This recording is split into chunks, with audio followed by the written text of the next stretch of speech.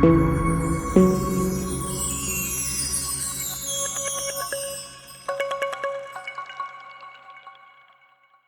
pagi.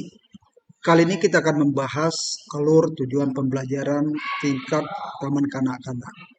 Kita akan memulai pembelajaran bagaimana cara membuat alur tujuan pembelajaran, baik model standar maupun model matriks. Mari kita simak langkah-langkah berikut. Mari kita mulai pembahasan alur tujuan pembelajaran model standar. Nah, di sini ada nama penulis, kemudian ada institusinya, kemudian tematik pembelajarannya. Di sini tematiknya kebutuhan guru, subtemanya makanan, lalu fasenya ini fase awal ya atau fondasi, kemudian elemennya jati diri, CP-nya ini mengenal berbagai macam jenis makanan parsial lima sempurna, mengenal berbagai rasa dari indera pengecap dan memiliki perilaku hidup sehat. TP-nya ini kita ambil dari CP-nya ya. Di sini mengenal. Anak dapat menyebutkan jenis makanan. Di sini C1 menyebutkan. Kemudian anak dapat mengenal dan mengidentifikasi. Ini masih C1 juga ya. Rasa, indera pengecap, manis, asam, asin dan pahit. Kemudian anak dapat terbiasa disiplin melakukan pola hidup sehat. Jadi ini penerapan C3 ya. Nah, kemudian bentuk kegiatannya bagaimana? Pembagian tugas kelompok ini dibuat kelompoknya, kemudian anak bawa makanan, 4 sehat 5 sempurna, dan profil yang mau dikembangkan apa ini? Beriman, bertakwa, mandiri, gotong royong. Kenapa ada gotong royong? Karena anak berkelompok. Lalu alokasi waktunya 2 jam pembelajaran. Nah, ini model standar.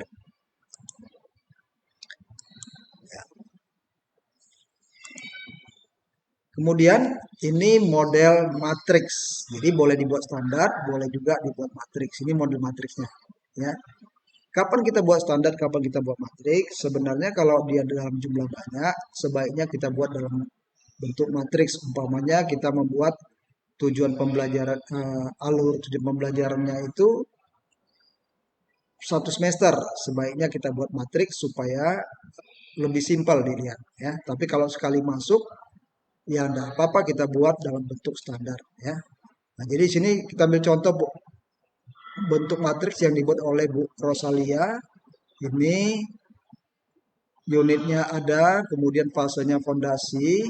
Nah, di sini ada fase fondasi, anak diberikan ruang untuk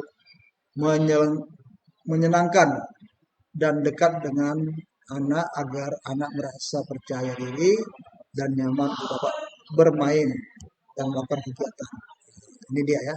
Kemudian elemennya ini adalah dasar-dasar literasi matematik. CP-nya peserta didik dapat mengenal. Di sini juga masih mengenal ya. Nah, tujuannya adalah di sini peserta didik mampu menyebutkan, masih C1 karena menyebutkan. Kemudian peserta didik mampu membandingkan. Nah, ini membandingkan ini sebenarnya sudah agak tinggi ya, bisa C2, bisa juga C4 ya, analisis. Tapi tergantung di mana kedalaman materi yang akan disampaikan oleh guru yang bersangkutan. Ya, kemudian di sini peserta didik mampu mengurutkan. Nah, ini sudah mengurutkan, itu sudah C3 ya. Nah, lalu profilnya apa? Profil Pancasilanya mandiri, beriman, dan bertakwa. Ya, bertakwa. Jadi ada 2 yang diambil. Boleh nggak 2 ya? Boleh. Kemudian kata kuncinya tumbuhan dan sayur-sayuran. Nah, ini. Jadi ini tadi ditambahkan. Boleh nggak ditambahkan kata kunci? Boleh. Ya, itu kreasi guru masing-masing. Tapi tadi model standar sudah ditentukan. Alokasi waktunya 2 jam. Sekarang kita bahas yang ketiga. Ini ditulis oleh Bu Selvi. Kemudian unitnya juga TK. Fasenya fondasi.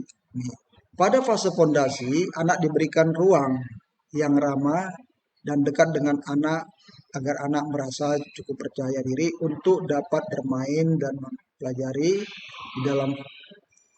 di dalamnya ya. Ini fase fondasi. Elemen yang akan dibahas adalah diriku. Jadi ini mengenal dirinya sendiri.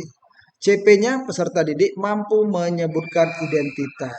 Nah, di sini menyebutkan, ini kata kuncinya menyebutkan. Jadi menyebutkan itu C1 ya, memorize namanya. Dalam taksonomi Anderson ya.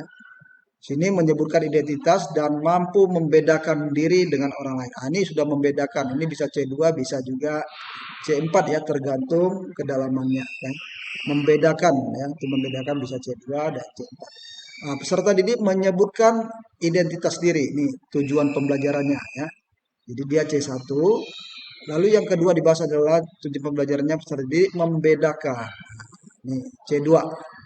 Profil yang akan dikembangkan adalah mandiri, beriman, takwa. Kemudian kata kuncinya diri sendiri, glosarium.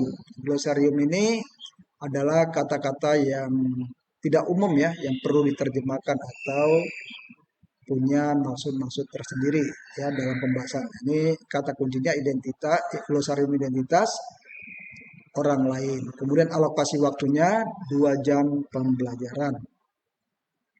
Sekarang kita bahas untuk ATP yang keempat. Ini ditulis oleh Bu Yati. Kemudian unitnya juga TK, fasenya masih fondasi. Ya.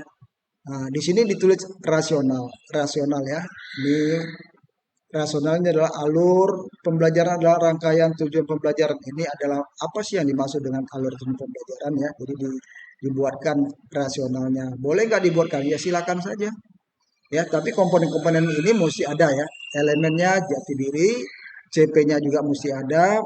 Peserta didik mengenal perilaku baik dan buruk, menyebutkan identitas dirinya dan membedakan dirinya dengan temannya. TP-nya peserta didik membiasakan berperilaku baik. Jadi ini penerapan ya, aplikasi jadi C3.